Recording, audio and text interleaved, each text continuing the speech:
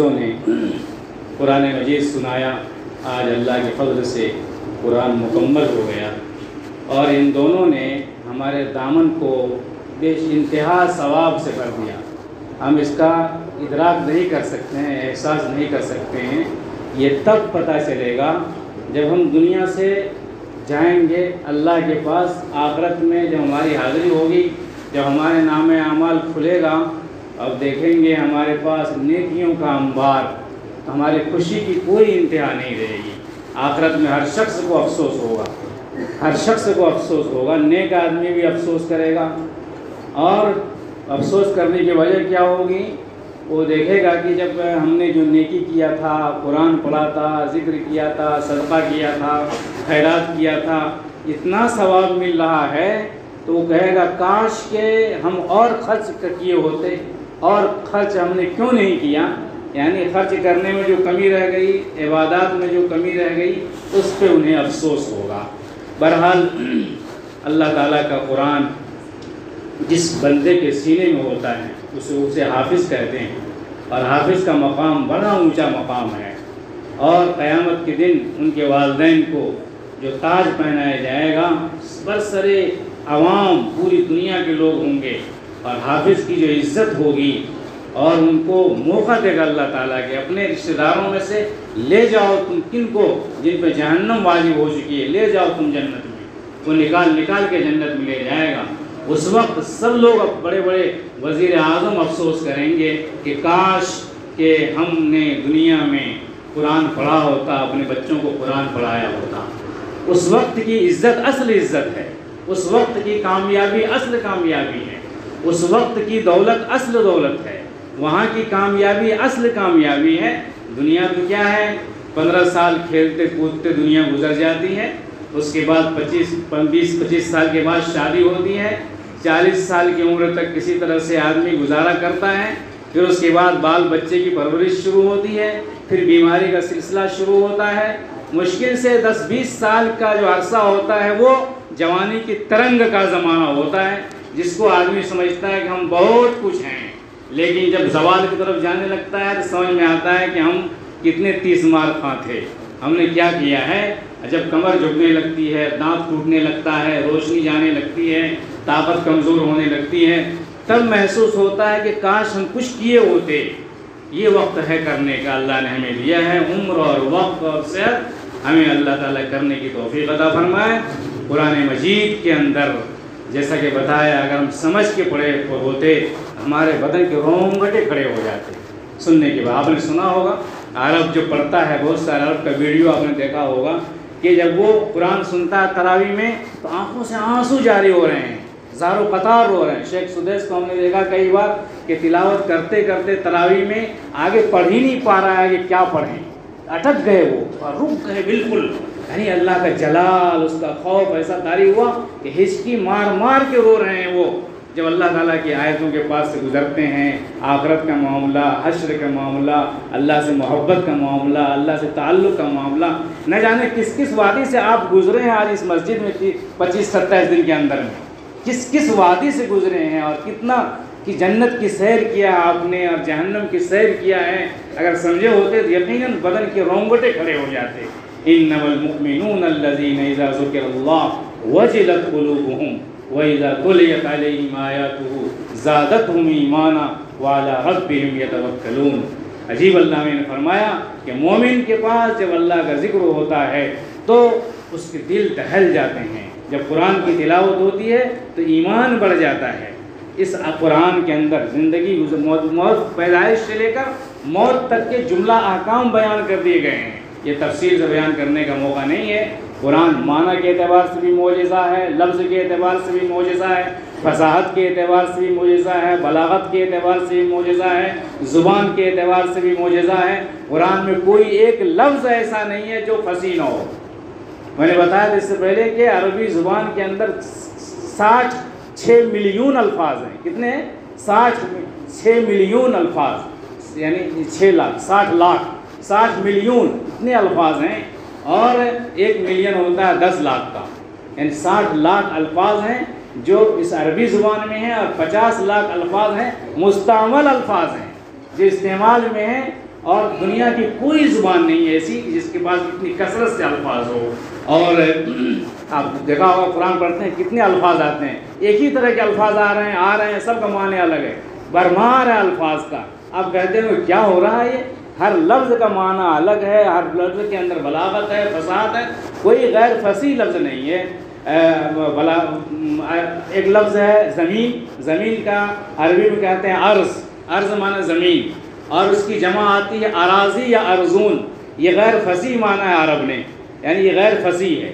لیکن قرآن نے جب جمع کا صیغہ استعمال کیا ہے تو عجیب ہے, سماوات تو استعمال کیا لیکن اراضی اور ارزون کہیں قرآن نے استعمال نہیں کیا, اس لیے غیر فصیح ہے. جمع کے لیے اللہ کیا فرمایا, الذی خلق سبع سماوات والارض مثلہن, والسبع والارض مثلہن کا اراضی نہیں کہا, سات زمین کو پیدا کیا, اس کے لیے کیا کہا, الاراضی نہیں فرمایا, الارض مثلہن, یعنی اسی طرح سے سات اس کی مثل زمین پیدا کیا. اب جب اس کا ایک عربی زبان اس کا مطالعہ بڑی اہمیت رکھتا ہے. بہرحال سب کو اللہ تعالیٰ اس کے ذوق عطا فرمائے.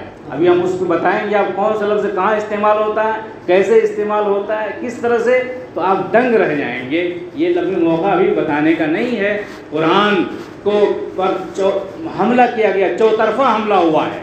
حکومت نے حملہ کیا, حکومت نے مٹانے کی کوشش کی, کئی حکومتوں نے مل کر مٹانے کی کوشش کی, غلط ثابت کرنے کی کوشش کی, لیکن غلط بتانے والے اپنے آپ کو انہوں نے ماننا پڑا کہ میں غلط ہوں.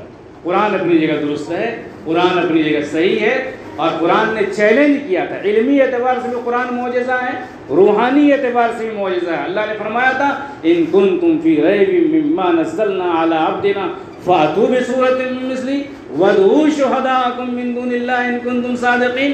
اے لوگو, اگر قرآن میں دنیا والے, اے مکہ والو, مکہ والے کو وہ عرب اپنے آپ کو عرب کہتے ہیں, اور عرب والے پوری دنیا کو عجم کہتے ہیں. عجم مانے گونگا, یعنی اپنے آپ کو, عرب کے معنی ہوتا بہت فصیح بولنے والا. تو عرب کو اپنی زبان پہ بڑا ناز تھا. جتنے انبیاء آئے ہیں ان کو جو معجزہ اللہ میاں نے بھیجا ہے, اس قوم کے اندر جو کچھ تھا زور اور طاقت اور قوت, اس کو رد کرنے کے لیے اللہ نے بھیجا. موسیٰ علیہ السلام کے زمانے میں جادوگری کا بڑا زور تھا. اللہ میاں نے ایک لاٹھی دے کے بھیجا کہ جاؤ دیکھیں کہ دنیا والوں کے پاس کو کتنا جادو آتا ہے. ایک لاٹھی رکھ دیا, دنیا والے سارے جادوگر جمع ہوئے موسیٰ علیہ السلام سے ملاقات کے لیے. موسیٰ علیہ السلام کی ایک لاٹھی نے تمام جادوگر کے اژدہوں کو نگل لیا, سب بھاگے. فرعون بھی تخت چھوڑ کے بھاگا کہ کہیں ہم گر نہ جائے. فرعون آخر تک موسیٰ علیہ السلام ڈرتا رہا. وہ ایسا نہیں ہے کہ وہ ڈرتا نہیں تھا, لڑائی کرتا تھا, پریشان کرتا تھا, لیکن اندر سے خوف کھاتا تھا کہ یہ کچھ بھی کر سکتا ہے یہ بندہ. اس کی لاٹھی سے ڈرتا تھا وہ, فرعون کو ڈر سمایا ہوا تھا. عیسیٰ علیہ السلام کے زمانے میں ڈاکٹری عروج پہ تھی, ہر شخص ڈاکٹر تھا. یہ ڈاکٹر بڑی بڑی بیماری کو دور کیا جاتا تھا. تو حضرت عیسیٰ علیہ السلام کو اللہ تعالیٰ نے ایسا معجزہ دے کے بھیجا کہ جس کو چھو دیتے تھے وہ ٹھیک ہو جاتا تھا. ڈاکٹر لوگ ڈاکٹری کر رہے ہیں بیماری کو ٹھیک کرنے کے لیے, وہ بیماری کو چھو دے رہے ہیں, پھونک دے رہے ہیں, مردہ زندہ ہو جا رہا ہے. سب دنگ رہ گئے, یہ کیسا ڈاکٹر آ گیا. عرب میں حضور اکرم صلی اللہ علیہ وسلم کے زمانے میں پورے عرب کو اپنی زبان پہ ناز تھا, زبان پہ, عربی زبان پہ ناز تھا. کوئی شاعر اگر کسی قبیلے کے بارے میں کوئی شعر کہہ دیتا تھا, شاعروں کو اتنا عروج حاصل تھا کہ اس کے قبیلے میں اس کی بیٹی کی شادی نہیں ہوتی اگر کوئی ہجو کر دیتا تھا. ایک شاعر نے کہہ دیا فخذ الطرف فإنك من نمیر فلا كعبا بلغت ولا كلابا. اے قبیلے نمیر, اپنی نگاہ کو نیچی کر لو, تم نگاہ اٹھا کے چلنے کے قابل نہیں ہو. فلا كعبا بلغت ولا كلابا, تم قبیلے کعب و قبیلے کلاب کے مقام کو نہیں پہنچ سکتے ہو. لکھا ہے اس کے قبیلے میں عرب نے شادی کرنا چھوڑ دیا. یہ عرب کے اندر شاعروں کو یہ مقام حاصل تھا. یہ اس طرح سے ان کے زبان, فصاحت و بلاغت کے اعتبار سے اپنے آپ کو دنیا کا امام مانتے تھے. جب قرآن نازل ہوا بڑے بڑے شاعر لوگ تھے, اپنے اشعار کو لکھ کر کے کعبہ پہ لٹکاتے تھے, چاروں طرف لٹکاتے تھے. یہ لوگ آتے تھے, اوہ یہ کس کا شعر ہے, اتنا اچھا شعر, اتنا اچھا شعر, اتنا اونچا کلام.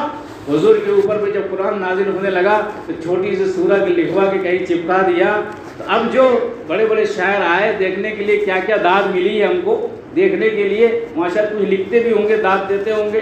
جب وہاں سے گزرے ارے یہ کس کا؟ فلاں کا شاعر ہے، لبید کا ہے، یہ امراء القیس کا یہ شعر ہے، اور یہ فلاں کا ہے، یہ فلاں کا ہے۔ جب پہنچا وہاں پہ، جب وہ تو اللہ نے کے رسول نے جو قرآن کی چند آیت لکھ دیا تھا، تو جس کا کلام قرآن کی آیت کے بغل میں تھا چپکے سے سمیٹا، موڑ کے جیب میں لیا، بھاگا وہاں سے۔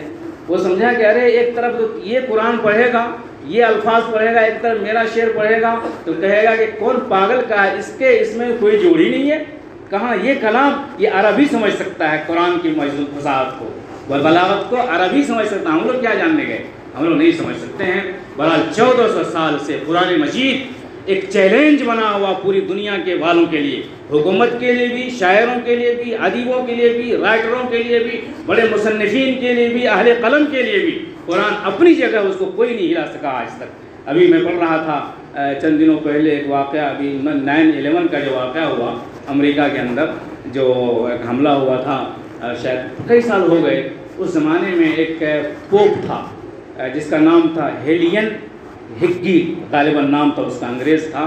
اس نے یہ طے کیا کہ آج سے میں قرآن کا مطالعہ کروں گا اور قرآن کو بدنام کر کے چھوڑوں گا، میں قرآن کے اندر کیا کیا خرابی ہے میں نکال کے دنیا والوں کو بتاؤں گا، اور اس نیت سے بیٹھا کہ قرآن کے ایک ایک لفظ پہ تحقیق کر کے بتاؤں گا کہ یہ غلط لفظ ہے، یہ فساد کے اعتبار سے غلط ہے، یہ زبان کے اسلوب کے اعتبار سے غلط ہے، یہ اعراب کے اعتبار سے غلط ہے۔ پوری کوشش کی 10-20 سال تک، اسی عرصہ میں کرتا رہا، اور پوری دنیا کا سب سے بڑا واعظ تھا وہ، مقرر تھا عیسائی دنیا کا، بہت بڑا داعی تھا وہ، پوری دنیا وہ جاتا تھا عیسائیت پھیلانے کے لیے، عیسائیت پھیلانے کے لیے پوری دنیا میں جا کے وہ تقریریں کرتا تھا، اور کتنے لوگ ان کے ہاتھ میں عیسائی بنے۔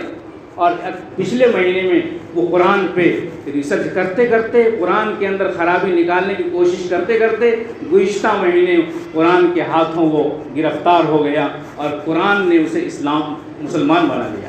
مسلمان نے اعلان کیا ابھی گزشتہ ہفتہ کہ میں نے قرآن کے اندر گھس کر کے اس کی غلطی نکالنے کی کوشش کی، لیکن قرآن نے مجھے مجبور کر دیا کہ میں کہوں کہ یہ سچ کتاب ہے، سچی کتاب ہے، اچھی کتاب ہے، اور ایک لفظ بھی اس کے اندر کوئی حرف رکھنے اور انگلی رکھنے کے قابل نہیں ہے۔